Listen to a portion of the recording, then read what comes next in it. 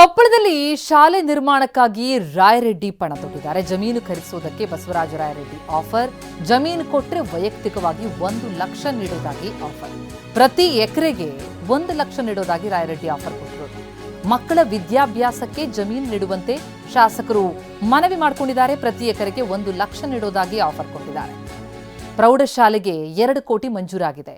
ಆದರೆ ಜಮೀನೇ ಇಲ್ಲ. ಜಮೀನು ಲಭ್ಯ ಇರದ ಕಾರಣ ಕಟ್ಟಡ ಪ್ರಾರಂಭಕ್ಕೆ ಸಮಸ್ಯೆಯಾಗಿದೆ. ಸರ್ಕಾರದಿಂದ ಪ್ರತಿ ಎಕರೆಗೆ 6 ರಿಂದ 7 ಲಕ್ಷ ಹಣ ಕೊಡಲಾಗ್ತಾ ಇದೆ. ಆದರೆ ನಾನು ವೈಯಕ್ತಿಕವಾಗಿ 1 ಲಕ್ಷ ಹಣ ನೀಡ್ತೇನೆ ಅಂತ ಗ್ರಾಮಸ್ಥರಲ್ಲಿ ಮನವಿ ಮಾಡಿದ್ದಾರೆ ಸಿಎಂ ಆರ್ಥಿಕ ಸಲಹೆಗಾರ.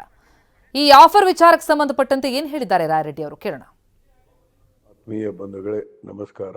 ಯಲಬುರ್ಗಾ ವಿಧಾನಸಭಾ ಕ್ಷೇತ್ರದ ಹುಲೇಗುಡ್ಡ ಮತ್ತು ಕುಕನೂರು ತಾಲೂಕಿನ ಸೋಂಪುರ ಹಾಗೂ ನೆಲ್ಜೇರಿ ಗ್ರಾಮಗಳಲ್ಲಿ ಈ ವರ್ಷ ಈಗಾಗಲೇ ಸರ್ಕಾರಿ ಹೈಸ್ಕೂಲ್ ಮಂಜೂರಾಗಿ ಪ್ರಾರಂಭ ಮಾಡಲಾಗಿದೆ ಮತ್ತು ಕಟ್ಟಡಕ್ಕೆ ರೂಪಾಯಿ 2 ಕೋಟಿಗಳನ್ನ ಪ್ರತಿಯೊಂದು ಪ್ರೌಢಶಾಲೆಗೆ ನೀಡಲಾಗಿದೆ. ಆದರೆ ಜಮೀನು ಲಭ್ಯ ಇಲ್ಲದೆ ಇರುವುದರಿಂದ ಕಟ್ಟಡಗಳನ್ನು ಪ್ರಾರಂಭ ಮಾಡಲು ಆಗುತ್ತಿಲ್ಲ.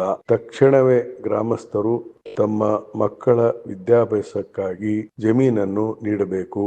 ಸರ್ಕಾರ ಪ್ರತಿಯೊಂದು ಗ್ರಾಮದ ಜಮೀನುಗಳಿಗೆ ಅಂದಾಜು 6 ರಿಂದ 7 ಲಕ್ಷ ರೂಪಾಯಿ ಪ್ರತಿ ಎಕರೆಗೆ ನೀಡುತ್ತದೆ. ನಾನು ವೈಯಕ್ತಿಕವಾಗಿ 1 ಎಕರೆಗೆ 1 ಲಕ್ಷ ರೂಪಾಯಿ ನೀಡುತ್ತೇನೆ. ತಕ್ಷಣವೇ ಗ್ರಾಮಸ್ಥರೆಲ್ಲರೂ ಸೇರಿ ಜಮೀನನ್ನು ಖರೀದಿ ನೀಡಿದಲ್ಲಿ ನಿಮ್ಮ ಹೈಸ್ಕೂಲ್ ಕಟ್ಟಡವನ್ನು ಪ್ರಾರಂಭಿಸಲಾಗುವುದು. ನಮಸ್ಕಾರ. ನಿಮ್ಮ ಮಕ್ಕಳ ವಿದ್ಯಾಭ್ಯಾಸಕ್ಕಾಗಿ ದಯವಿಟ್ಟು ಯೋಚನೆ ಮಾಡಿ. ತಮ್ಮ ಪ್ರೀತಿಯ ಬಸವರಾಜ ರಾಯರೆಡ್ಡಿ, ಶಾಸಕರು ಮತ್ತು ಮುಖ್ಯಮಂತ್ರಿಗಳ ಆರ್ಥಿಕ ಸಲಹೆಗಾರರು. ಆತ್ಮೀಯ ಬಂಧು